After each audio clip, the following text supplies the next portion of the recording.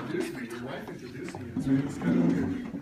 She told me if I agreed to do this meeting tonight, I could get some of those desserts back there. You guys been looking at those like I am? Wow. So there's been a lot of people that worked really hard on tonight. So I want to acknowledge that. And how many of you think that if you eat this food tonight, we're going to try and sell you something? I probably think that. I know. Okay, there you go. I know this there.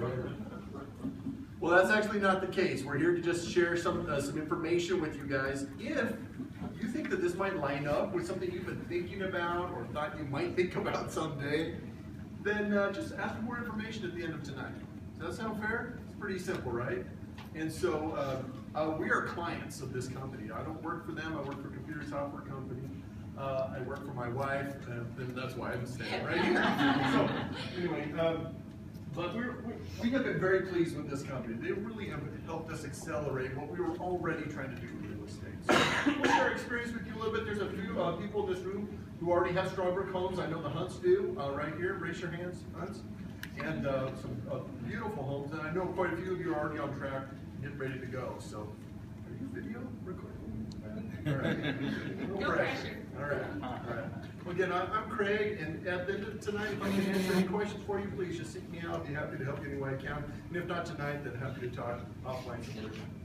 So tonight, what we're not going to do is give you financial advice in terms of securities. I'm not licensed, so this is a little disclaimer that I'm not an attorney. Again, I'm just an investor and is aligned with this company called Strongbrook. If you hit the lights, maybe anybody see that a little better? Okay, Adam, ask number 1 or number 2. He's an optometrist. 1 or 2. All right. All right, so maybe that's a little bit better. Okay, so Strongbrook, you can see their theme here is create, manage, protect, and grow well. As Tricia mentioned to you guys, a long time ago, I was working in real estate in an office where I just ran around and did things for real estate agents. They kind of got the bug in me a little bit. Like I know some of the people I already invest with, they've already been doing real estate. And it was about a little over a year ago when I came across a book called The Straight Path to Real Estate Wealth, written by a man named Chris Crone. Chris Crone is the founder of Strongbrook, but he was also just an independent investor who today has over 500 rental properties. Doesn't that just boggle your mind how somebody can do that? And he just kind of followed a mathematical system in his 20s, and that's where he is today. And now he just formed a company to help other people do the same. And so I was really excited to read his book, vetted his company, drove out, met with him in person, and now I'm happy to, of course, recommend them to other people that are looking for this sort of thing. So I have a question for you guys. I'm not going to ask you, a lot of my questions will be rhetorical. Every now and then I might ask you to raise your hand if you don't mind, because I don't want you to go to sleep. Well, at least let me know you're still out there. But what is financial freedom to you? I don't mean the hocus pocus, I don't want everybody to feel like they're hippies now. They got to feel like, what's freedom? But I mean, seriously, when it comes down to the numbers, what is financial freedom for you? Have you ever thought about what it is you need to be at in order to have the freedom you want? Here's the formula that for me resonates. Residual income exceeding expenses. Pretty simple, right? Pretty simple math statement. A lot easier than the math my kids are doing right now.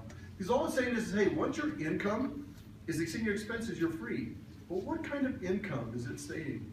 Residual. Residual means that it's just kind of coming. It's just arriving. Like in the mailbox. The money is just arriving to your mailbox, regardless of what you do.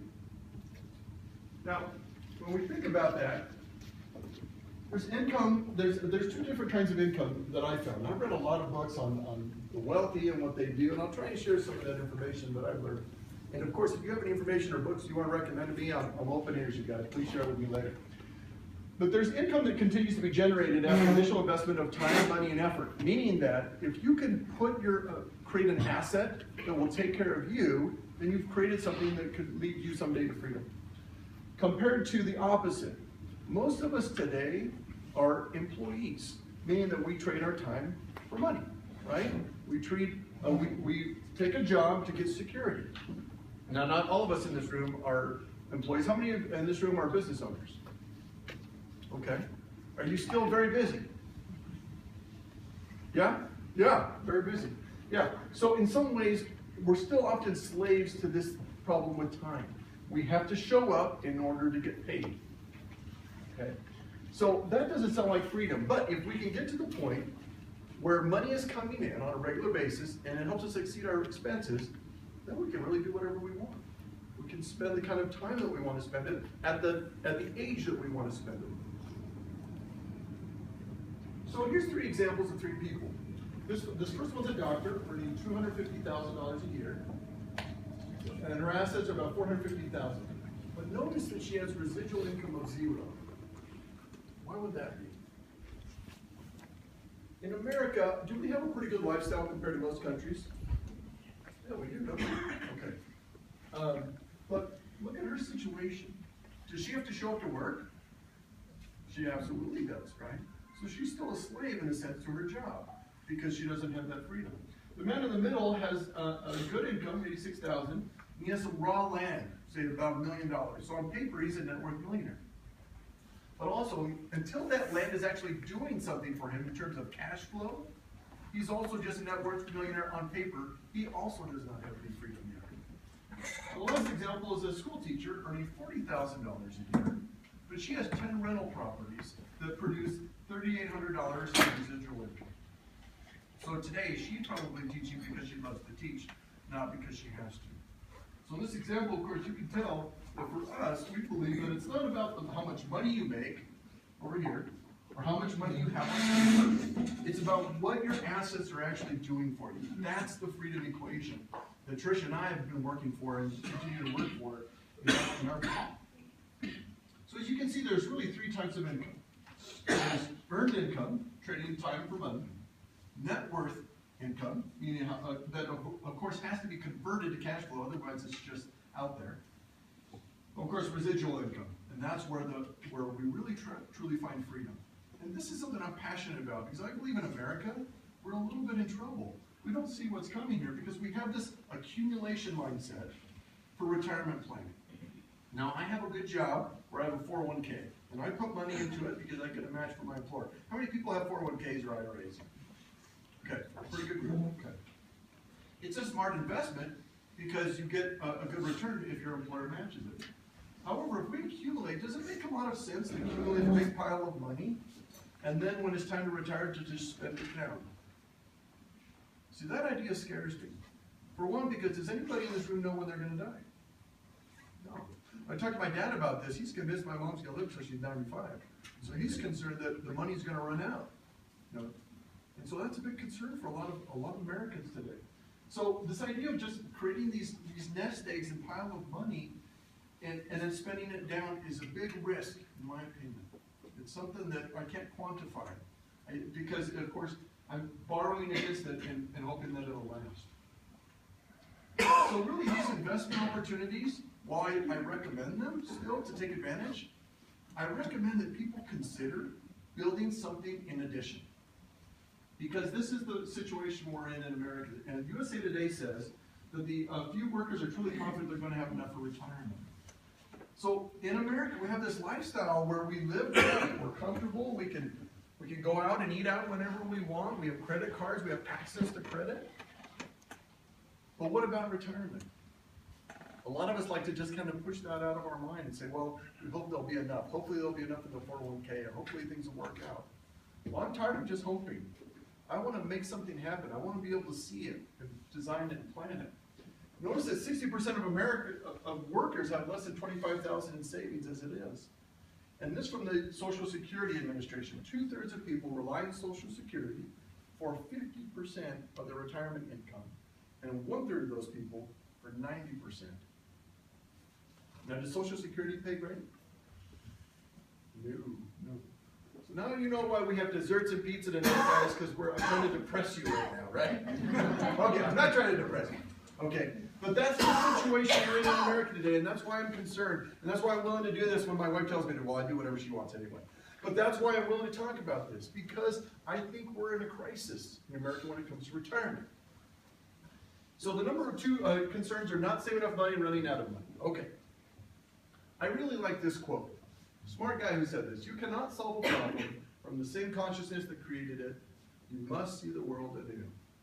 Anybody know who said that? The smart guy. You know, if you're going to think outside the box, and solve a problem, you truly have to step out of the situation you're in. And that's what I call mindset. You know, you can call it whatever you want. But what is your mindset? Actually, I like this picture about where I sit better. But anyway, I like his thinking, and this is how he made breakthroughs. Because he wasn't willing to just settle and do whatever everybody else was doing. He said, you know what? Let's figure this out. Let's take things a step beyond. And so I love the way his mind thought. And so if someone were to take over your life, and I thought this once, what if Donald Trump, for example, were to take over and step into my situation? Do you think he could be a millionaire in a few years? What do you guys think? Raise your hands who think he could be pretty wealthy in a few years, regardless of where we started out. I believe that. Riley believes that. Because he has the mindset and the experience. You know? And so he can create the kind of freedom he wants. Here's another smart guy, Warren Buffett. Warren Buffett is the second richest man in America. He's an investor. He said, actually, single-family houses bought on a distressed basis now and financed over long term at these interest rates may be the best investment of all. So Warren Buffett normally recommends stocks and buy stocks. If he had recommended you to buy a stock, you could probably go out and buy that tonight. But he didn't say that. He said, right now, go buy a house. Go buy a rental property. Now, that is not so easy to do, right? How many rental property owners do we have here in the room? A few of you? Okay, okay. Tell us, what are some of the bad things about real estate? Right. Management. Sorry. What are some of the bad things about real estate? Managing your own properties. Why would that be? The work, the maintenance, dealing with tenants. Sure. Everybody know those kind of stories? Getting struck with the wrong property. Yeah. Getting stuck? Yeah. Good. Anything else from the group? Any other horror stories you've heard about real estate? Because I know they're out there. Not making money on, you know, yeah. Could be an expensive mistake, right? Yeah. Or you just make even. Just break even? Yeah. Yeah. Thank you. Yeah. Okay. What if the market crashes? The market, yes, yes. Especially if you're buying on speculation. Okay. Anything else? Okay.